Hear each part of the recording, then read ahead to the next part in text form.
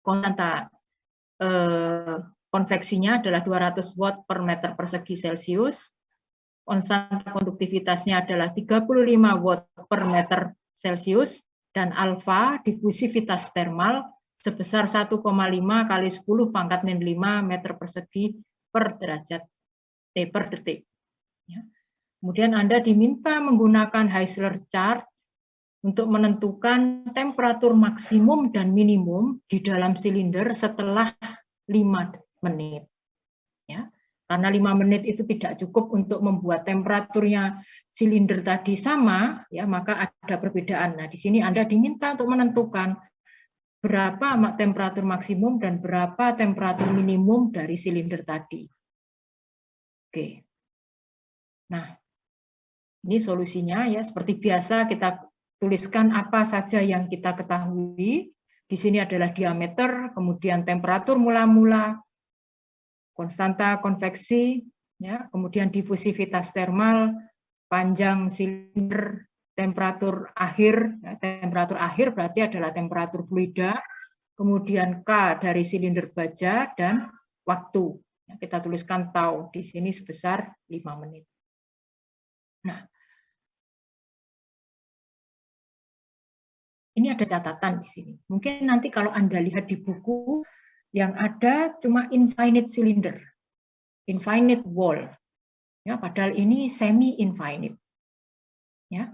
Kemudian, nah ini ada catatan. Finite cylinder, kalau misalkan Anda, kasusnya ini adalah finite cylinder, yaitu silinder dengan panjang tertentu, ya, ini, ya, itu dapat diperoleh dengan cara Anda nanti mencari Heisler chart infinite plate, ya, dan Anda juga mencari chart dari infinite cylinder. Nah, nanti kita potongkan ya dari hasil keduanya, dari infinite plate sama infinite cylinder. Ya, nanti kita lihat di sini. Baik. Ya, misalkan di sini tadi ya, dari D yang 7 cm, maka ketemu R-nya adalah sekian. Ya. Atau kita tuliskan 0,035 meter. Dan kita hitung bilangan biotnya. Ya, bilangan biot kita hitung sama dengan H dikalikan R dibagi dengan K. Ya, ketemulah seperbiotnya adalah 5. Kemudian kita hitung juga bilangan Fourier. Bilangan Fourier alfa tau dibagi dengan R kuadrat. Ya, ketemulah di sini bilangan Fourier-nya adalah 3,67. Dari kedua ini, dari bilangan biot dan bilangan Fourier, nah lalu kita cari Heisler chart-nya. Ini Heisler chart untuk infinite, ini mestinya infinite cylinder, ya, infinite cylinder. Nah, Anda nanti akan melihat bentuknya, silakan dibuka di buku ya, cari tuh infinite cylinder kayak gimana. Anda akan dapat dua gini. Ada potongan kecil sama ada gambar besar. Potongan kecil ini adalah representasi dari kotak yang terpotong di sini. Ya, karena ini kalau ditaruh di sini sulit bacanya, jadi makanya dipotong begini kemudian diperbesar. Ya. Nih. Kemudian Anda perhatikan garis-garis merah yang ada di dalam chart tersebut. Ya. Masing-masing garis ini adalah seperbilangan biot. Makanya ini dihitung seperbilangan biot. Ya, masing-masing garis ini adalah seperbilangan biot. Oke. Nah, kemudian Anda lihat sumbu X. Sumbu X ini adalah bilangan Fourier. Ya, kalau nggak salah, coba nanti dicek lagi. Ya, bilangan Fourier. Sementara sumbu tegak, sumbu Y, itu adalah delta temperatur. Ya, nisbah dari selisih temperatur. Oke, sekarang kita lihat. Saya punya seperbilangan biotnya 5, bilangan Fourier-nya 3,67. Ya. Ini kemudian, nah, karena ini seperbilangan biotnya 5, kecil kan, ya, maka saya lihat di daerah sini. Ya, untuk foyer yang 3, sekitar 3 ya, 3,67, maka saya menggunakan yang potongan kecil. Ini kalau saya zoom, potongan kecil ini gambarnya seperti di bawah. Jadi Anda dapat foyernya 3,67 sekitar sini, seperbilangan biotnya 5, berarti garis yang ini, ya, yang 5 ini. Oke. Kemudian untuk foyer 3,67, tarik garis, potongkan dengan garis yang 5. Kemudian Anda tarik ke sini. Ya, Anda tarik ke sini, maka didapatkan theta 0 atau selisih temperaturnya, total ini tadi rasio selisih temperaturnya sebesar 0,25. Ya. 0,25 ini kita kembalikan ke persamaan. Ya, nanti. Nah, ini kita dapatkan di sini. Lalu, nah, kita gunakan diagram yang lain. Nanti Anda lihat di buku, gandengannya Heisler chart itu ada diagram yang bentuknya seperti ini. Di mana nanti ini akan membantu kita untuk mendefinisikan kembali tadi ya 0,25. Kalau tadi untuk silinder, ini sekarang, ini kalau nggak salah untuk yang infinite plate. Ya. Nah, infinite plate kita lihat, kita punya seperbilangan biot 5, ya, kemudian kita potongkan di sini. Oh, ini bawaannya silinder, sorry. Ini masih silinder, tadi Heisler chart A, ini Heisler chart yang B. Ya. Nah, ini jangan lupa nanti dihitung dua-duanya, seperbiotnya 5, kita potongkan, ya, kena di yang mana ini. Ya. Ini ada angka 1, 0,9 adalah rasio, R dibagi dengan R0. Ya. Nah, ini didapatkan di sini R sama dengan R0-nya adalah 0,9. Nah, ini untuk memudahkan, kalau tidak diketahui seperti di soal tadi, kita ambil R per R0-nya adalah 1. Ya, kita potongkan di angka 1. Sehingga ketemu theta S sebesar 0,025. Oke, saya lanjutkan. Dari kedua tadi, nah sekarang kita cari yang infinite plate. Nah, infinite plate, misalkan tebalnya adalah 2L, ya, karena tadi L adalah panjang, ya, kita anggap panjang tadi menjadi tebal dari dinding. 2L 20 cm, ya, sama dengan 0,2 meter.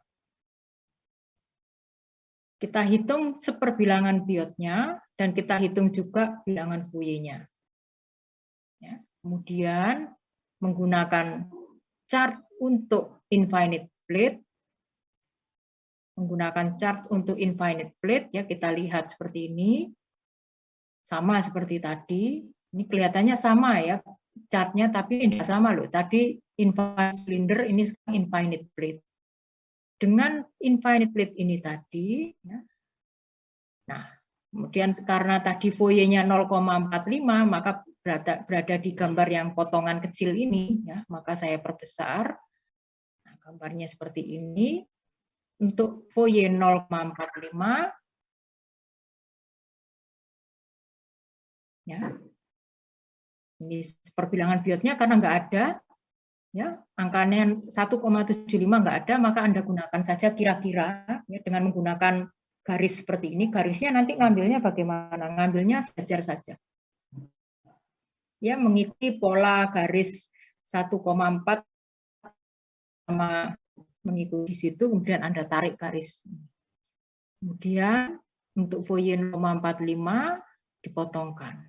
Sehingga Anda akan mendapatkan di sini theta kurang lebih 0,8. Sehingga dari gambar A, saya dapatkan theta 0 sama dengan 0,8. Nah, gambarnya ada dua, satu Heisler itu ada dua, A dan B. Nah, ini kemudian untuk gambar B, karena tadi karena ini bentuknya infinite plate, ya, maka Anda perhatikan rasionya sekarang adalah X per L. Ya. Kita sudah tahu seperbilangan biotnya, ambil juga untuk nisbahnya yang kurang lebih sama dengan 1. Anda potongkan di sini, kemudian Anda akan dapatkan sumbu Y sebesar antara 0,7, nah, sekitar 0,77. Ya. Anda dapatkan theta S dibagi theta 0 sama dengan 0,77. Ya, theta 0 didapat dari gambar A, maka kita dapat menentukan theta S sama dengan 0,61. Oke. Kemudian kita gabungkan perhitungan menggunakan silinder pendek dengan menggunakan infinite untuk infinite plate. Ya, silakan Mas Christian. Ya, Bu. Maaf interupsi, saya izin bertanya 2 hal, Bu. Ya. Yang pertama di slide sebelumnya, Bu, yang tidak ada seperbayot 1,75. Chart yang saya izin bertanya, Bu, itu pengambilannya kita kira-kira atau bisa kayak interpolasi gitu? Ini kira-kira saja, Mas. Kira-kira. Anda melihat 1,4 misalkan ya di ini kok 1,4 ini sebelah sini mestinya ada ini, saya lupa nih angkanya berapa. Yang warna merah persis di bawah yang biru. Nah, Anda ambil saja miringnya kurang lebih sama dengan itu ya. Kira-kira saja karena kalau diinterpolasi enggak ketemu. Karena Anda enggak punya tabel. Oh, oke, baik, Bu. Nah, kemudian untuk pertanyaan kedua, Bu, itu kita kan mencari theta 0 dari hasil chart yang ini, kemudian mendapatkan theta S per theta 0 di hasil chart yang kedua yang bentuk diagramnya seperti persamaan kuadrat. Itu tujuan kita mencari theta S, itu definisi theta S itu apa ya, Bu? Nah, nanti kita lihat. Ya. Ini kan kita dapatkan di sini theta per theta 0 ya. Nah, ini untuk yang chart yang ini. Kalau yang satunya kita dapatkan bentar. Kalau yang satunya ini nggak terlalu kelihatan di sini. Ini theta 0 per theta apa ini? Saya nggak kelihatan di sini. Nah, nanti untuk apa tujuannya? Tujuannya nanti kita menentukan ini T ini tadi, temperatur. Nanti kita lihat. Nah, ini kita menentukan temperaturnya. Oke, baik. Terima kasih, Bu. Ya. Di mana theta maksimum, karena Anda ditanya tadi temperatur maksimum, berarti Anda menentukan theta maksimum, itu adalah theta nolnya silinder dikalikan dengan theta nolnya plate. Ya. Anda dari 2 Heisler chart sebelumnya menghitung silinder dan menghitung plate, dua-duanya ketemu theta nolnya berapa. Ya, dikalikan, maka Anda dapatkan theta nolnya ada theta maksimumnya sebesar 0,2. Nah, theta maksimum ini adalah representasi dari persamaan ini. T maksimum dikurangi T final, di mana T finalnya 15 derajat tadi, temperatur fluida, dibagi dengan T inisial dikurangi T final. Ini sudah tahu semua, maka T maksimumnya ketemu, ya kan? Nah, dari sini ketemulah temperatur maksimum dari silinder tadi adalah 112. Nah, kemudian untuk mencari theta min ini karena ini kondisinya finite silinder ya atau silinder pendek, Anda tinggal mengalihkan theta S-nya silinder dikalikan dengan theta S-nya plate. Ya, ketemulah 0,138. 0,138 ini adalah sama dengan rasio dari temperatur T min dikurangi TF ya dibagi dengan TI dikurangi dengan TF. Ketemulah T minimumnya 82,2. Nah, sekarang ada pertanyaan. Misalnya nih, soalnya adalah infinite cylinder. Nah, kalau infinite cylinder kemudian Anda ditanya berapa temperatur maksimumnya, tidak usah dikalikan plate. Ini ya theta maksimumnya ini enggak usah dikalikan T0-nya plate ya sudah theta maksimum sama dengan T0 silinder. Tinggal ini dimasukkan ke persamaan suhu. Begitu juga dengan temperatur minimum. Ya, bila mana kasusnya adalah infinite cylinder. Begitu juga bila mana kasusnya adalah infinite plate. Ya, kalau infinite plate ya sudah yang silindernya enggak usah dicari. Temperatur maksimum dan minimum bisa ditentukan. sampai di sini ada pertanyaan?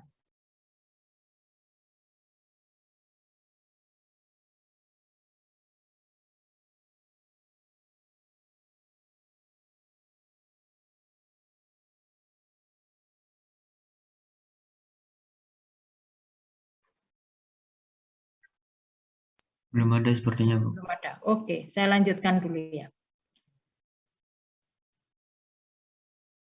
Nah, sekarang soal yang berikutnya. Beda ya. Nah, ini dikatakan silinder panjang. Kalau tadi silinder pendek ya, sekarang silinder panjang. Silinder panjang sepanjang 2 meter, ya. Kemudian diameternya 0,2. K diketahui, alfa diketahui, rho diketahui, C diketahui. Mula-mula bersuhu 400, kemudian tiba-tiba didinginkan, dicelupkan dalam air yang suhunya 50. Nah, suhunya 50. Koefisien konveksinya ketahui 200, dan Anda diminta menghitung setelah 20 menit berapa temperatur di tengah silinder, ya, tengah-tengah sini di dalam, ya, kemudian berapa temperatur permukaannya.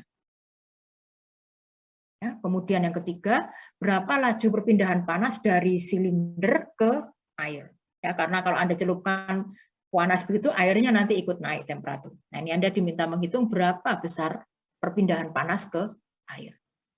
Nah, ini adalah asumsi yang digunakan untuk silinder tak berhingga. Ya. Anda lihat rasio panjang dengan diameter, ya, L dibagi D-nya, ya, ini 10. Ya, maka kita dapat mengasumsikan ini adalah silinder panjang. Kemudian Anda cek, ya, Lamb capacitance method, dicek dulu berapa bilangan biotnya. Ya. Kalau bilangan biotnya lebih kalau bilangan biotnya kurang atau sama dengan 0,1, maka kita bisa menggunakan Lamb capacitance method, ya, atau metode kapasitansi tergumpal yang minggu kemarin kita bahas, ya. Kita bisa menggunakan. Tapi kalau hasilnya seperti ini lebih besar daripada 0,1, berarti kita nggak bisa pakai Lamb capacitance. Sehingga kalau nggak bisa, maka Anda baru menggunakan Heisler chart. Ya, tadi yang tadi. Ya. Oke, kita tentukan sekarang Heisler chart-nya berapa di sini. Nah, kalau menggunakan hitungan bilangan biot ini, kita di sini ketemu 0,5.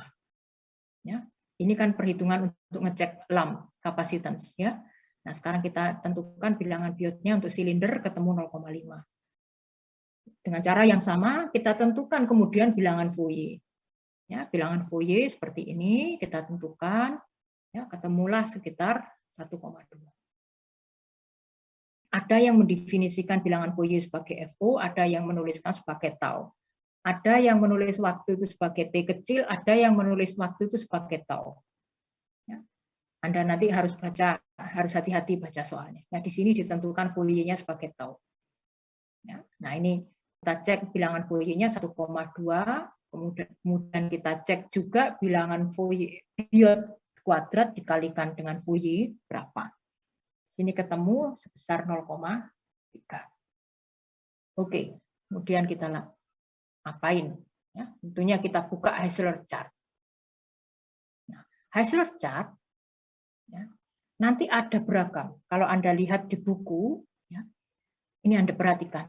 Ini ada tulisan mid plane temperature, artinya untuk menentukan temperatur, ya, center line. Jadi tengah-tengah silinder tadi, hati-hati nanti gunakan yang mid plane temperature, yang A.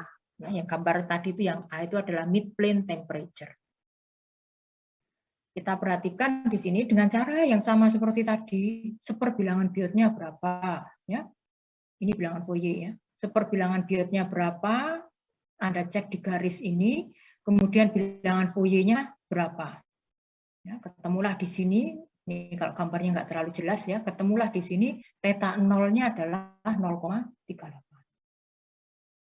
Nah, dari persamaan T0 dikurangi T tak hingga dibagi TI dikurangi T tak hingga, maka Anda dapat menentukan temperatur di tengah-tengah silinder langsung dari sini ketemu 0,38, ya. Ketemulah di sini yang di tengah-tengah itu sebesar 183. tinggal dimasukkan. Kan tahu kan T inisialnya tadi berapa? Berapa ratus tadi? 400 ya. T lingkungannya berapa? 500. Ya, sudah ketemu semua. T0-nya langsung ketemu 0,3. Ya, sehingga temperatur tengahnya langsung ketemu. Oke. Kemudian dari sini kita masuk ke yang B ya. Nah, ini B ini adalah tadi itu adalah temperature distribution. Nah, di sini dikatakan ya, temperatur permukaan, Anda akan cari permukaan. Tadi yang di tengah kan mencari yang A tadi mencari temperatur di tengah. Sekarang temperatur di selimut dari silinder ya, di permukaan silinder. Kita asumsikan, kita dapat gunakan pada R sama dengan R0. R per R0 sama dengan 1 ya, R sama dengan R0. Untuk bilangan biot 2 potongkan ke 1 ya, kemudian kita dapatkan theta di sini. Kalau di sini theta saja. Ya, sama dengan 0,78. Nah, dengan cara yang sama Anda masukkan ke persamaan ini ketemu berapa? Di sini ketemu 153,6. Ya, berarti di permukaan temperaturnya 153,6, yang di dalam tadi temperaturnya masih lebih tinggi. Coba saya balik ke sana. Temperaturnya 183. Masuk akal kan? Karena yang tengah pasti dinginnya lebih lama dibanding dengan yang di permukaan. Oke, saya lanjutkan. Nah, pertanyaan yang C. Nah, ini Anda perhatikan, gambarnya ada lagi ini sekarang. Berapakah total panas yang ditransfer dari silinder ke dalam fluida? Ya, maka kita gunakan yang C sekarang. Ya, yang C di sini makanya tadi menghitung biot kuadrat dikalikan Fourier. Ya, biot kuadrat dikalikan Fourier-nya tadi ketemu 0,3. Ya, 0,3. Nah ini adalah skala logaritmik. Ya, sumbu X ini skala log. Saya nggak tahu Anda pernah membaca skala log atau tidak. Coba.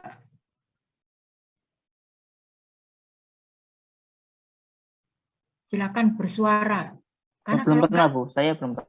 Belum pernah. Mas Christian belum pernah. Ada lagi yang belum pernah ngaku saja. Karena ini dipakai untuk mata kuliah berikutnya, lebih baik kalian ngaku, saya jelaskan nanti. Sepertinya belum, Bu.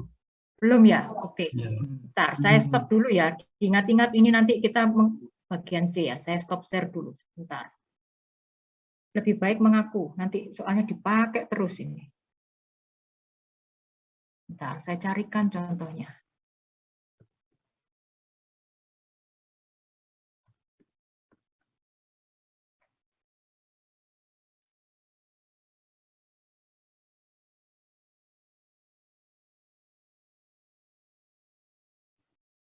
Mohon maaf ya, saya ada tamu sebentar.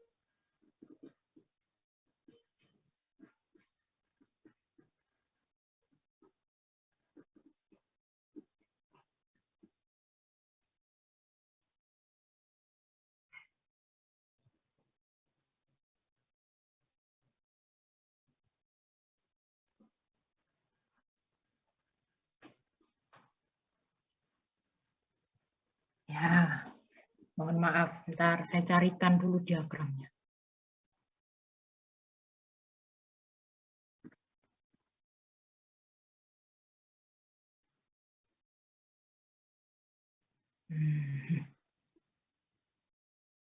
Bentar. Saya carikan yang terang.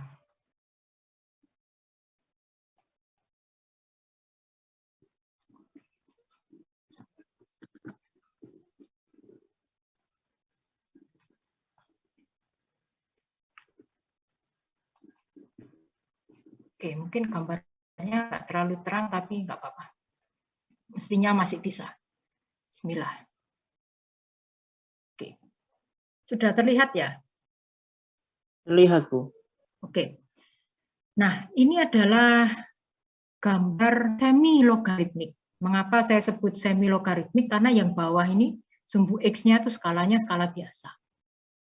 Nah, ini yang menariknya di sini adalah yang log-nya ini. Ini nanti Anda akan ketemu ini dimanapun, terutama kalau ini yang dibahas nanti adalah fungsi waktu. Biasanya nanti kita ketemu diagram seperti ini. Anda perhatikan sekarang yang di bawah ini adalah angka 1. Berarti angka 1 itu di sini. Ya. Kemudian angka 2. Yang saya beri biru-biru ini berarti menggambarkan ini.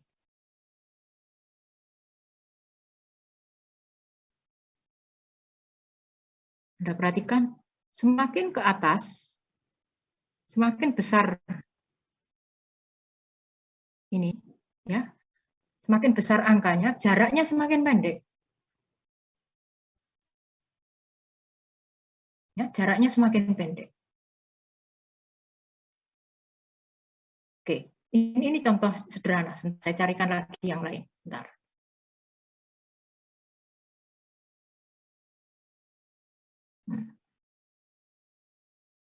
Oh, ini log-log sih. Jangan yang log-log, nanti tambah bingung kalau log-log. Nah, ini ada lagi. Bismillah.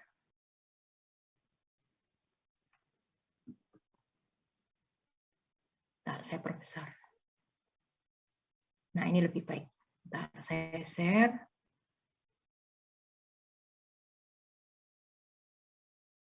Nah, ini semoga terlihat ya.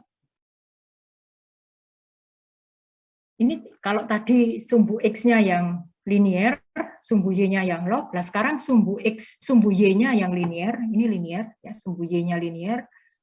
Tapi sumbu X-nya di sini adalah log. Anda bisa perhatikan, nah ini yang benar biasanya bentuknya seperti ini.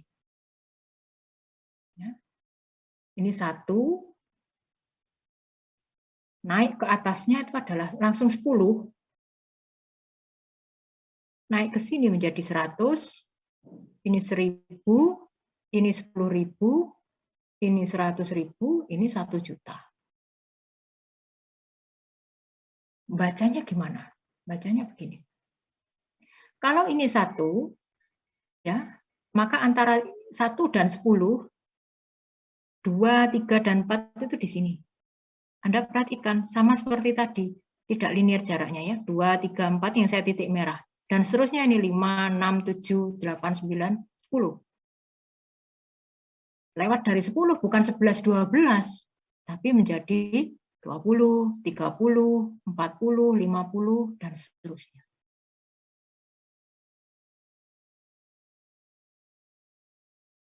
Sampai di sini bisa dipahami? Ya, Bu. Saya perbesar ya, mungkin biar memudahkan. Memang gambarnya agak-agak anu. Nah, kalau enggak biasa. Oke.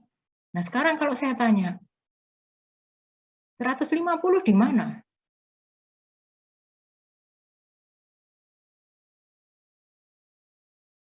$150. Ini berapa ini? Yang saya kasih merah di sini.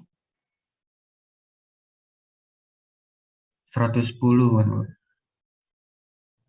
200. Oh, 200, Bu. 200. Berarti kalau 150, cari aja di antara sini. Anda ambil tengahnya aja udah enggak apa-apa. 150 ya berarti di sini.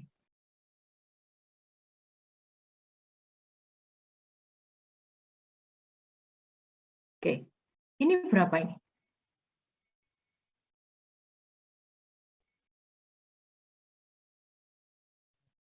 $4.000.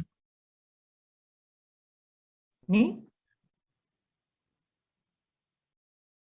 4.000.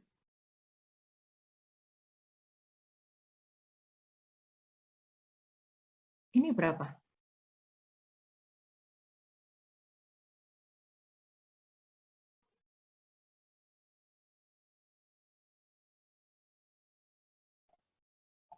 Yang mana, Bu?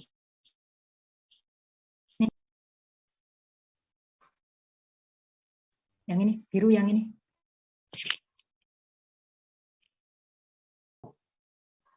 50. 50.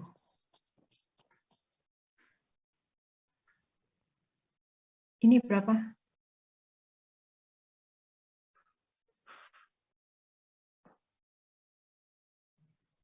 Delapan. 80.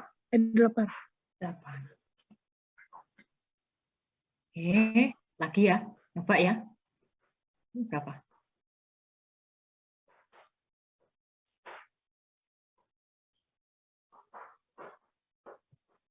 50.000. 50.000.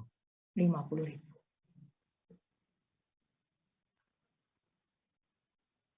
Dah, bisa ya bacanya ya? Bisa, Bu. Biasanya nanti yang diketahui itu yang gede-gede nih, 1, 10, 100, nanti diketahui di dalam diagram. Anda cuma diminta membaca yang di tengah-tengah ini biasanya. Oke. Kita kembali ke tadi.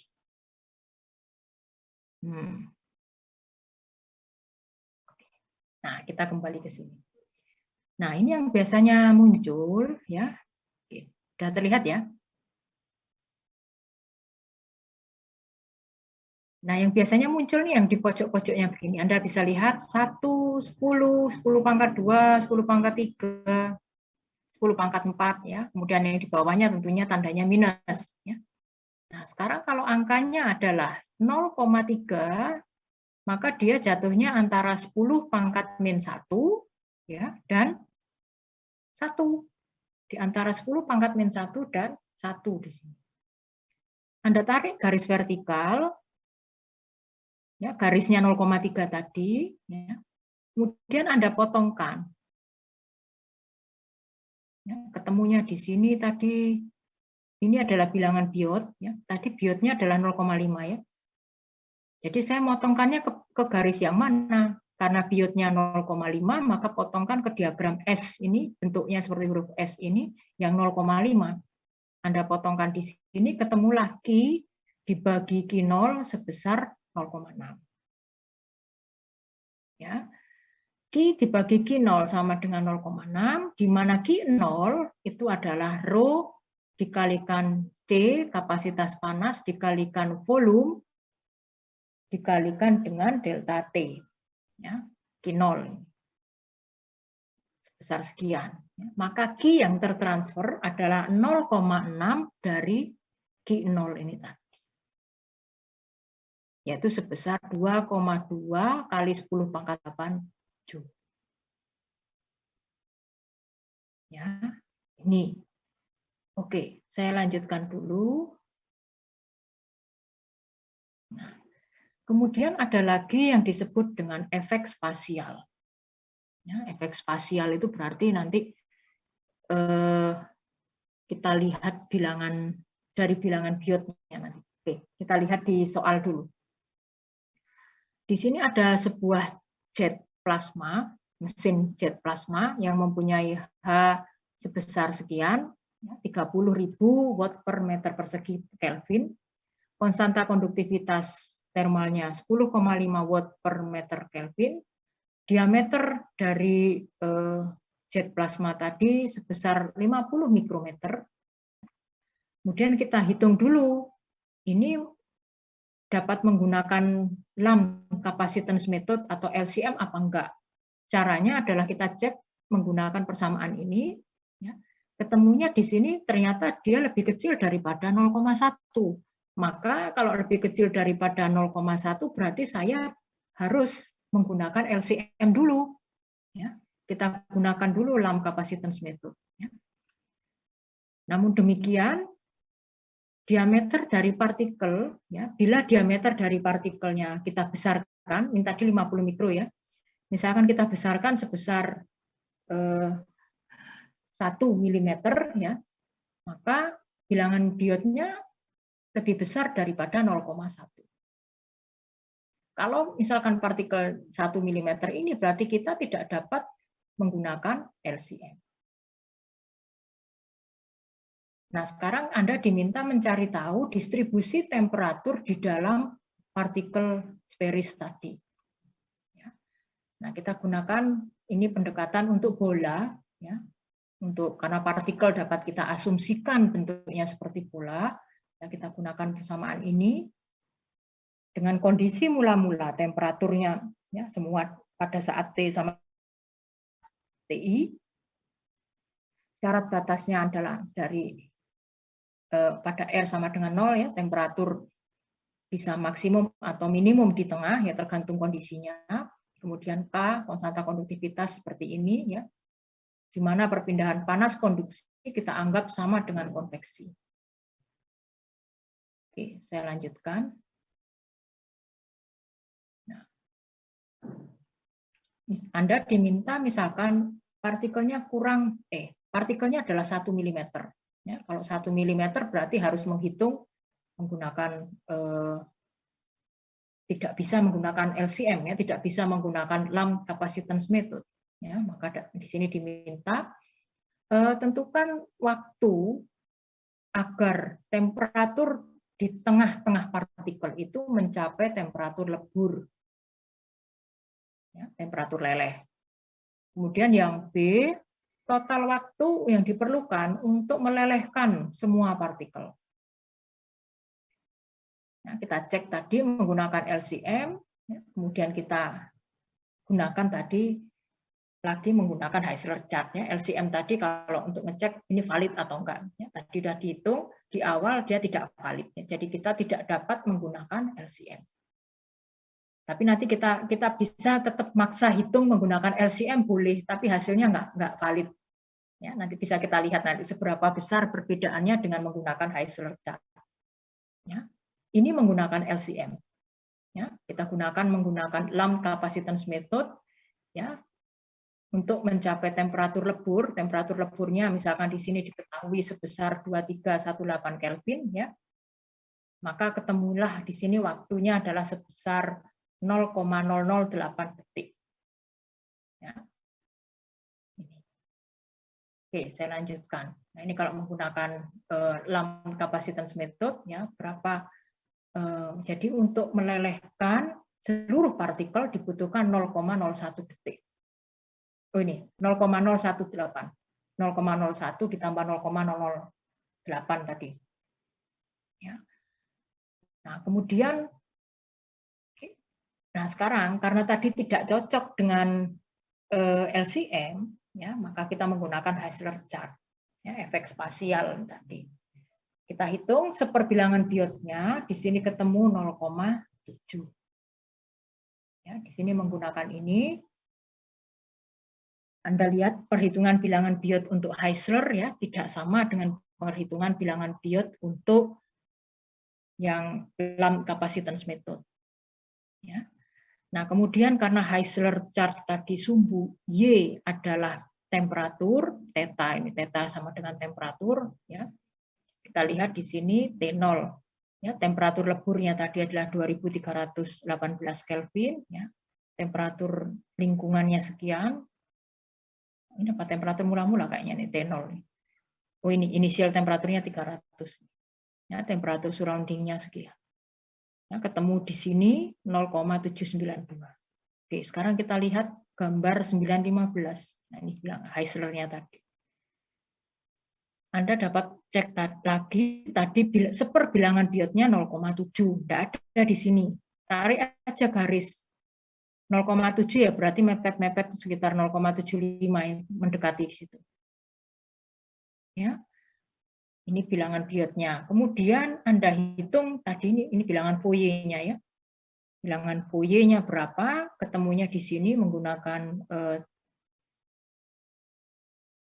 bar sekian-sekian. Oh, sorry. Nah, ini bilangan. Ini ketemunya di sini. Seingat saya, sebentar.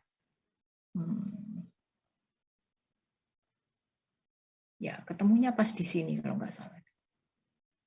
Ini bilangan biot, bilangan Fourier-nya, ini bilangan Fourier kalau dinaikkan ini seret motongnya di sini. Ketemunya 0,79. Nah, ini kalau 0,79 ini kita hitung ya, maka kita tentukan, kita dapat menghitung nanti T0 dikurangi theta hingga. Ya, dibagi sekian ya. Oke, dengan cara yang sama. Nah, ini menggunakan sebentar. Oh, sorry, ini efek spasial, berarti harus menggunakan tabel. Oke, sebentar, saya skip aja dulu ini mungkin. Ini ada tabelnya.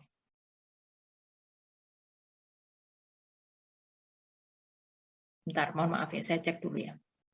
Karena sebetulnya Heisler chart ini di buku yang baru itu sudah nggak dipakai. Ini yang pakai tabel. Bentar, kayaknya saya nggak ada tabelnya di sini. Bentar. Oh, nggak ada. Oke, nanti saya carikan dulu. Oke, kita skip dulu yang nanti saya carikan. Oke, sampai di sini ada pertanyaan dulu.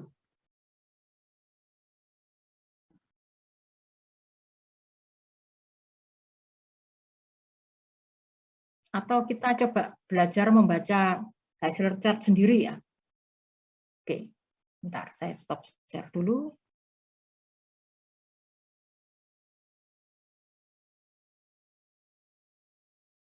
Saya carikan Heisler chart.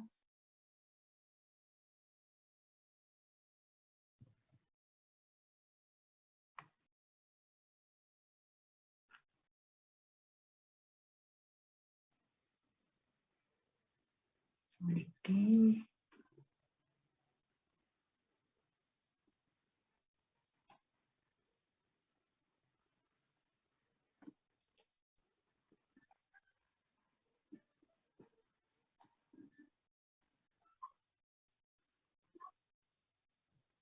Bentar.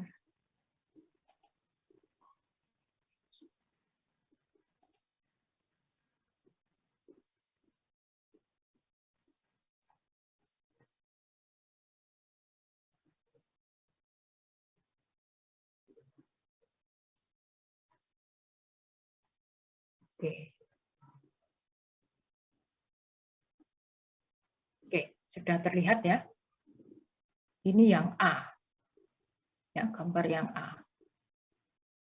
Saya geser dulu aja. Nah, ini yang sebagaimana yang terlihat di layar Anda, ini kalau saya perbesar. Ya, kotak yang kecil ini, ya, kotak yang kecil ini adalah potongan dari kotak yang sebelah sini. Makanya gambarnya kok kayaknya ada yang digunting gitu ya. Nah, ini untuk membaca di sini. Oke, kita lihat dulu sekarang. Nah, ini persamaannya. Ini adalah persamaan yang mewakili dari sumbu Y. Ya, Anda menghitung theta bintang 0, di mana theta bintang 0 ini sama dengan theta 0 dibagi dengan TI. Sama dengan ini adalah persamaan sumbu. Sumbu X adalah bilangan Fourier. Garisnya adalah seperbilangan Biot. Di sini ya, ini seperbilangan Biot semua. Nah, mungkin, bentar saya kecilkan. Nah, ini seperbilangan Biot.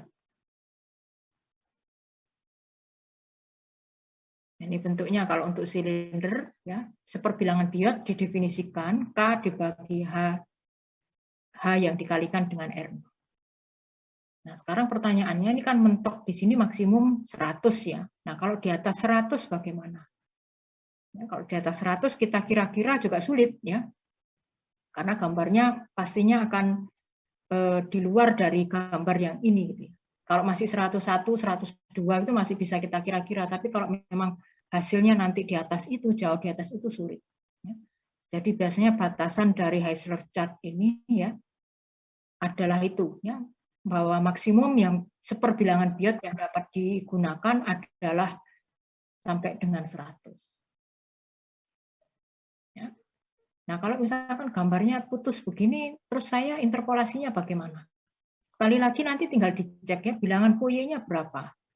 Misalkan bilangan Fourier Anda antara 70 sampai dengan 150, ya, berarti yang cukup yang Anda buat garis dengan kemiringan yang sejajar itu ya sudah, berarti antara ini saja. Ya, ini masih enak, ini juga sudah, ini semi logaritmik kalau Anda perhatikan. Ya, ini Anda perhatikan 0 sekian 1 sekian 2 sekian ya, kemudian tambah ke sini tambah nempel. Ini log skalanya. Kalau Anda perhatikan. Ya. Kalau yang ke atas ini 0,01, ini sama, ini log-log. Ini skalanya log-log. Anda perhatikan, angkanya kalau terlihat yang kecil ini kelihatan besar jaraknya, kemudian tambah lama, tambah ke sana, tambah mepet-mepet, itu pasti itu adalah logaritmik. Ya, ini skala log-log.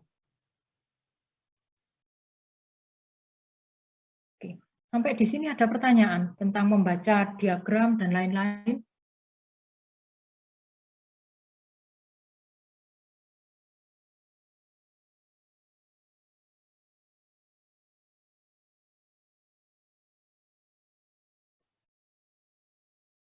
Nah, permisi Bu.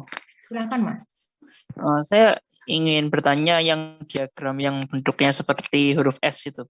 Ya. Itu kan jika kita tidak diketahui R per R0, kita menggunakan yang garis yang rasio 1 kan ya Bu? 1. Itu jika diketahui dan itu tidak di angka yang cantik. Misalkan antara 1 dan 0,9 kita dikasih 0,95 itu bagaimana ya kira-kira? Oke, sebentar. Saya tampilkan dulu gambarnya. Nah, ini ya. Nah, misalkan ini bukan di angka yang pas 0,2, 0,4, 0,6, ya, bukan pas di garisnya misalkan ya. Ternyata misalkan ini R per R0 sama dengan 0,85 misalkan. Ya kan tidak ada di sini. Nah, terus saya bagaimana? Apa yang bisa saya lakukan? Cara paling mudah kembali lagi seperti Heisler yang di atasnya, ya kita gunakan saja perkiraan. Misalkan 0,85, misalnya saya pakai ya, 0,85. Nah, ini Anda kira-kira saja. Anggaplah dia berarti pas ada di antara sini. Ini kan cuma pendekatan ya, ini boleh. Mohon maaf tapi kalau gambar saya nggak bagus. Anda boleh melakukan seperti ini. Atau Anda gunakan saja pendekatannya, misalkan diketahui R per R0 sama dengan 0,85. Ya. Anda katakan saja seperti ini. Ya. Misalkan menggambar begini kan sulit. Ya. Bentar, saya hapus dulu.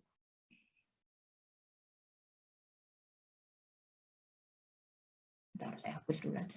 Nah, oke. Misalkan R sama dengan R0 ini adalah 0,85 ya, dan 0,85 tidak ada di sini, Anda boleh melakukan pendekatannya. Karena tidak ada, ya, maka digunakan pendekatan, misalkan ya R sama dengan R0, Anda hitung 2 kali lebih baik, 0,8 ya, untuk kondisi 1, kemudian untuk kondisi 2, R sama dengan R0, itu adalah 0,9. Jadi nanti pasti angka Anda itu harusnya di antara kedua ini. Kalau kita interpolasi linear ini tidak linear, tidak boleh. Cuma kita tahu bahwa angka yang diperoleh dari R per R0 0,85 ini pastinya di antara perhitungan ini.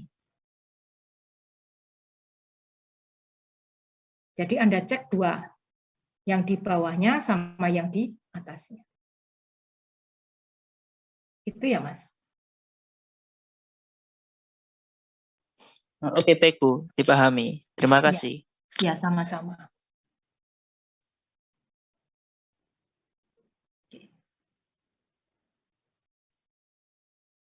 Bentar.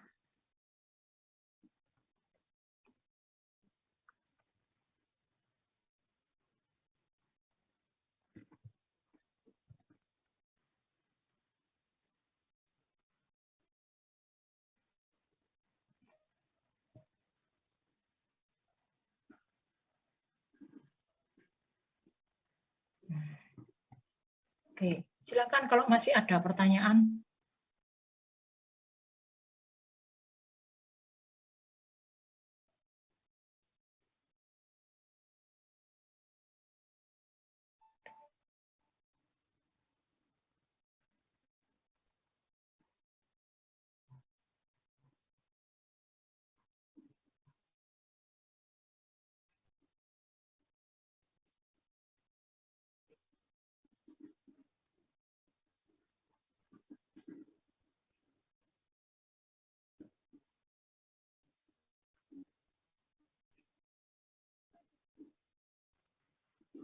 Bentar, saya carikan, saya punya animasi.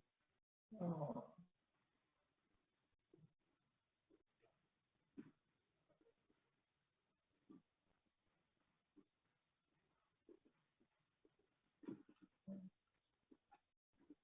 Bentar, bisa dibuka.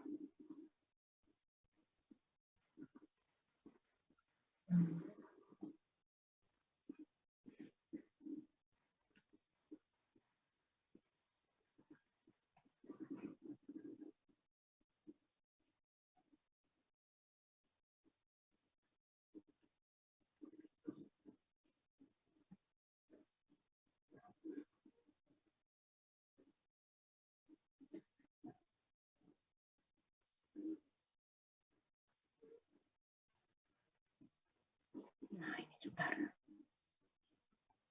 Saya share.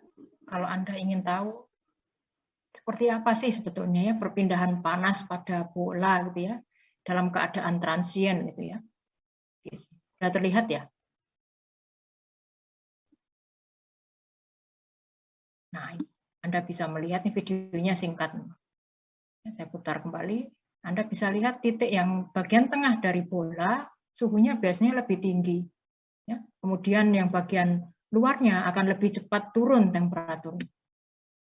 Ini ada software, ada ininya pakai MATLAB ya. Kalau Anda ingin nyoba-nyoba gitu ini bisa. Ya mungkin sekilas mungkin kenapa sih kita harus belajar perpindahan panas sebagai fungsi waktu? Ini banyak sekali kegunaan. Ya, salah satu Anda nanti bila mana Anda bekerja di pabrik misalkan ya, kemudian Anda diminta misalkan untuk supaya tahu berapa lama waktu yang dibutuhkan untuk mendinginkan suatu bagian dari suatu pabrik, misalkan ya, mendinginkan peralatan misalkan. Nah ini Anda yang mau nggak mau harus menggunakan perhitungan secara transient karena ini merupakan fungsi waktu di sini. Oke. Silakan kalau masih ada yang ingin didiskusikan, siapa yang mungkin masih merasa saya kok masih belum bisa membaca Heisler chart ya, atau saya belum bisa membaca tadi ya logaritmik, silakan.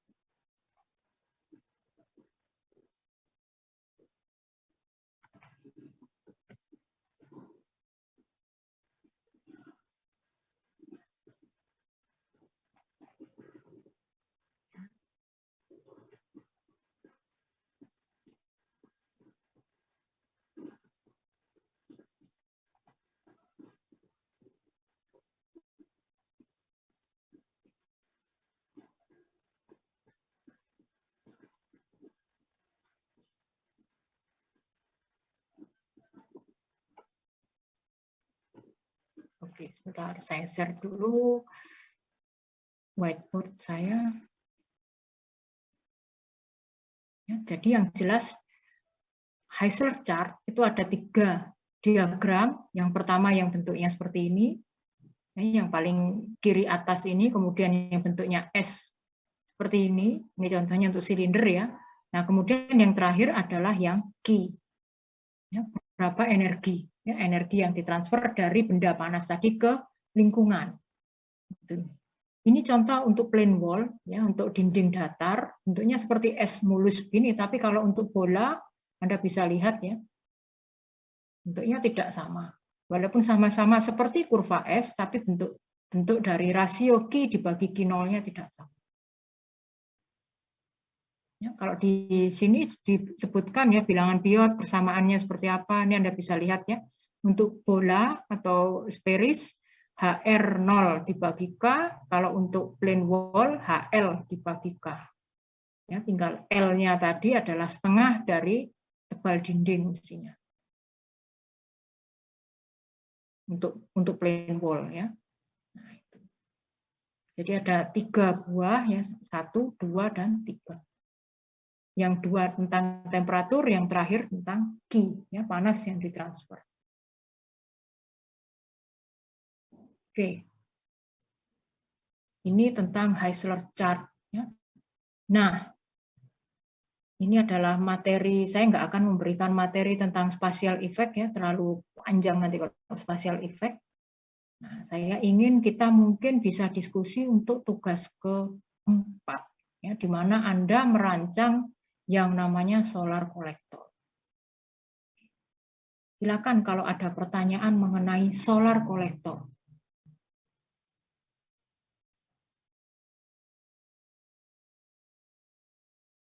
Anda boleh tanya sembarang. Saya belum tahu, Bu, solar collector. Saya sampaikan nanti.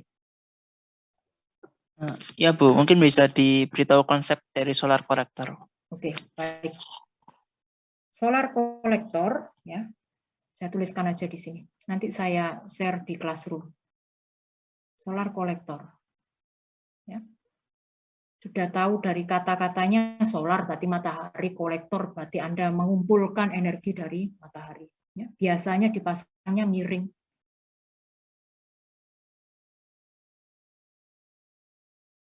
Ya, biasanya dipasangnya miring ini. Harapannya nanti di sini ada udara masuk ya, udara yang masuk dan ini nanti ada udara yang keluar.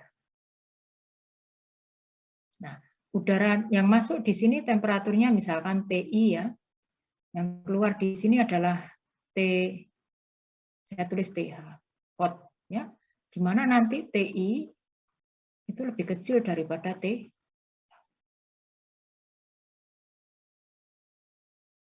Nah, kalau Anda diharapkan membuat TI lebih kecil daripada TH, berarti kan TH ini menjadi panas. Nah, ini kan nanti menerima radiasi matahari. Ya.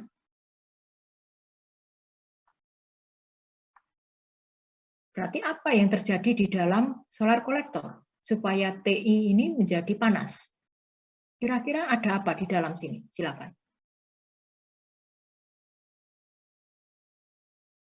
Barangkali ada yang punya ide atau tahu sekilas, 2 kilas, silakan. Tidak apa-apa salah. Ada yang tahu? Ada apa di dalam sini sehingga temperaturnya menjadi panas?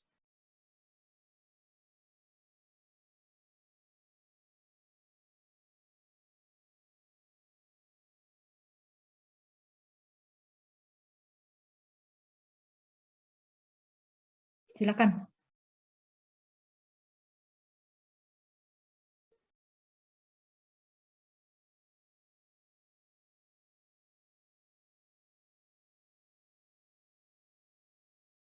Nggak ada yang tahu sama sekali.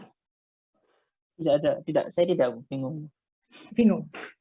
Supaya udara menjadi panas di dalam sebuah chamber atau sebuah ruangan, ya, kira-kira faktor apa yang membuat supaya udara di dalam suatu ruangan itu panas?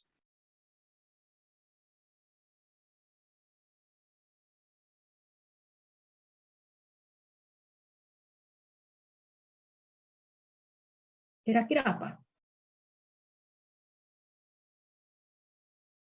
Misalkan Anda berada di sebuah ruangan yang atapnya kaca ya, kaca apalagi siang hari panas kan, kemudian udara Anda di dalam ruangan itu tertutup. Apa yang terjadi di dalam?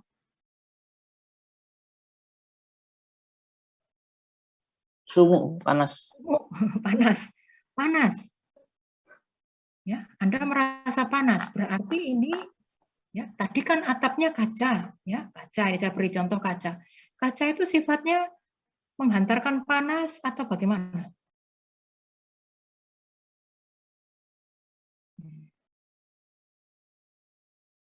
Jadi yang perlu Anda perhatikan nomor 1 adalah pemilihan material yang saya beri warna biru. Anda tentunya menginginkan semakin banyak panas yang dari matahari masuk ke sini. Ya. Semakin kecil panas yang dibuang. Betul ya?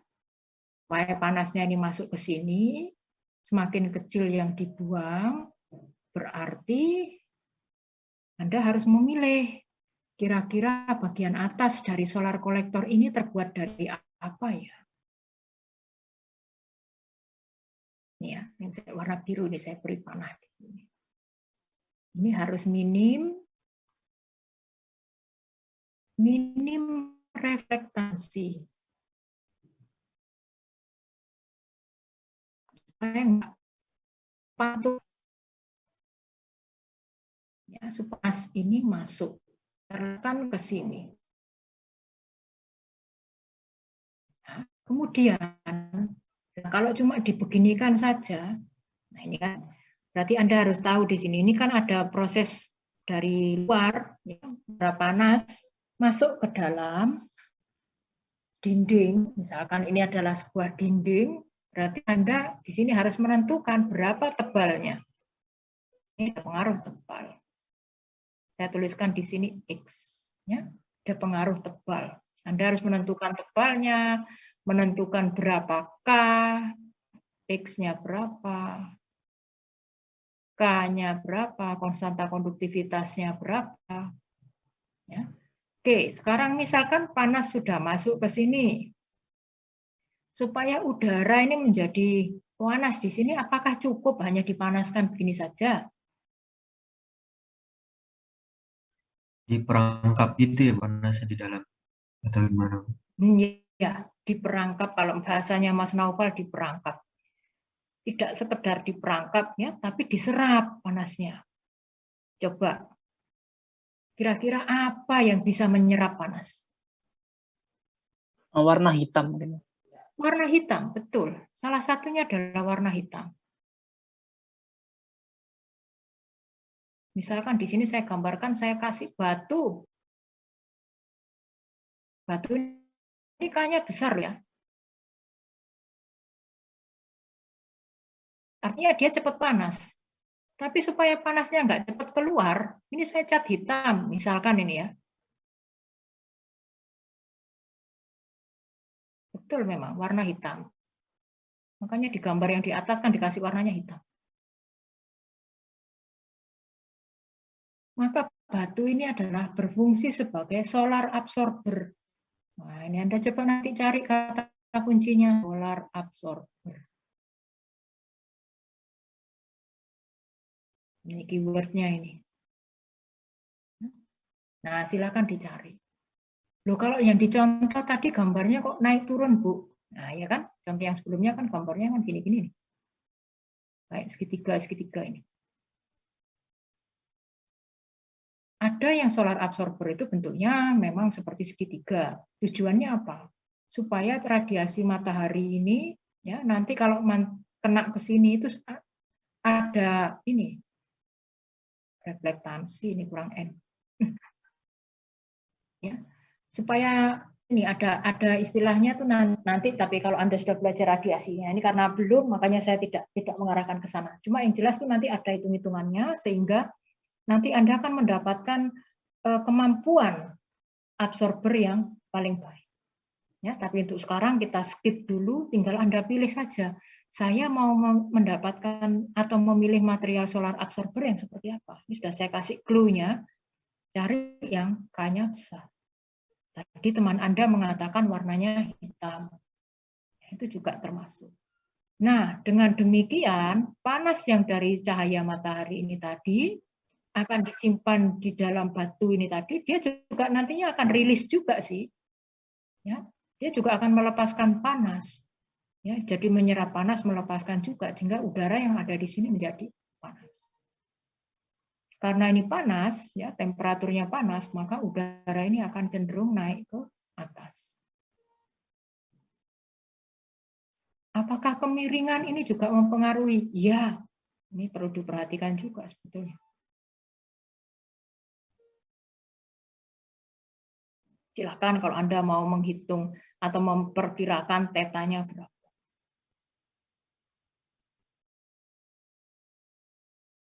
Ya, misalkan demikian.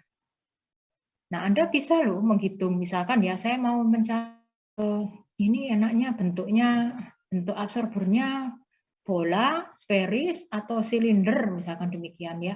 Anda bisa menghitung seperti itu.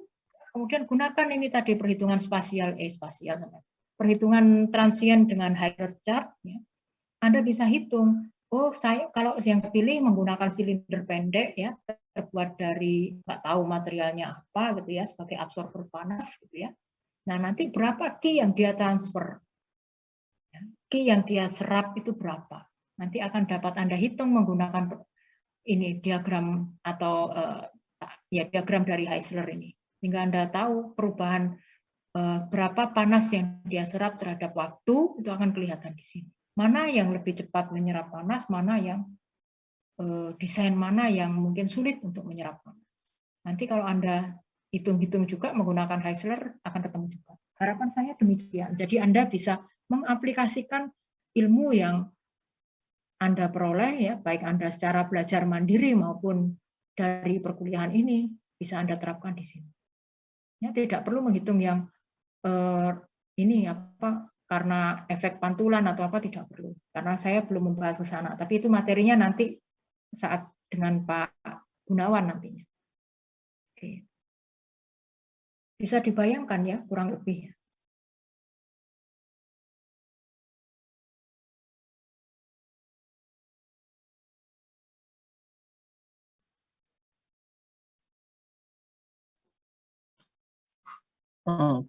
Bisa, Bu.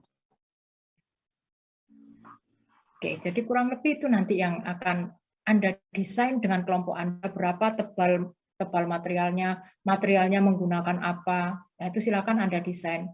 Ya, desain itu bukan menggambar loh ya, tapi desain itu Anda memilih ini, K-nya berapa, Anda hitung. Ya.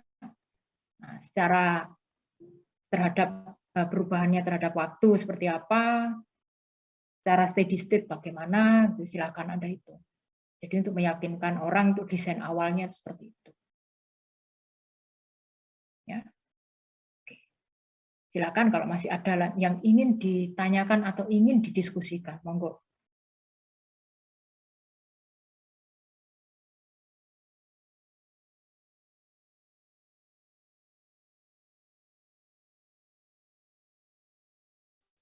Nah, saya ingin bertanya untuk teknis pengerjaannya, Bu. Ya, silakan, Mas.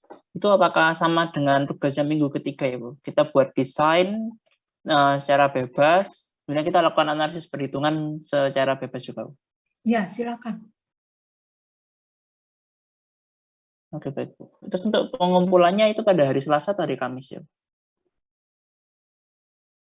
Hari Kamis saja. Hari Kamis saja ya. Kamis minggu depan. Saya belum siapkan slotnya.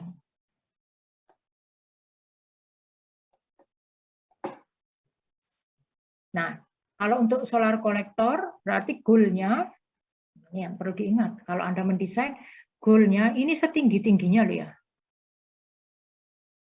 Berarti kan TH itu setinggi-tingginya.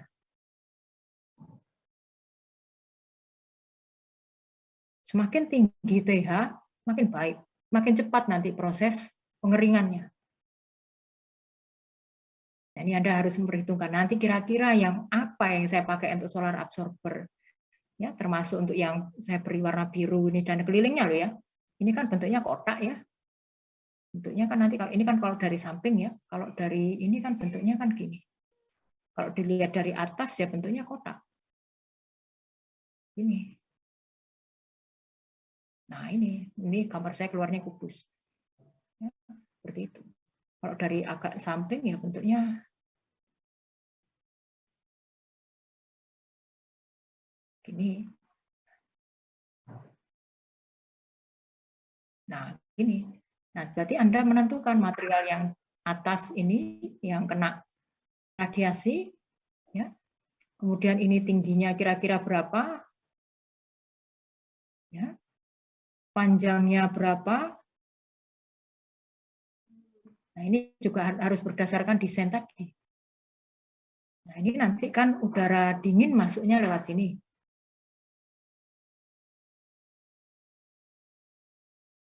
Ya, udara panas keluarnya lewat sana.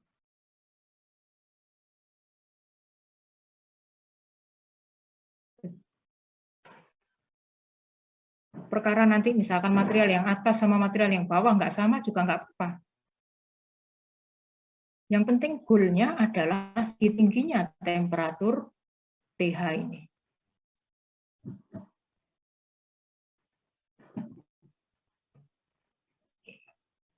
Sampai di sini ada pertanyaan?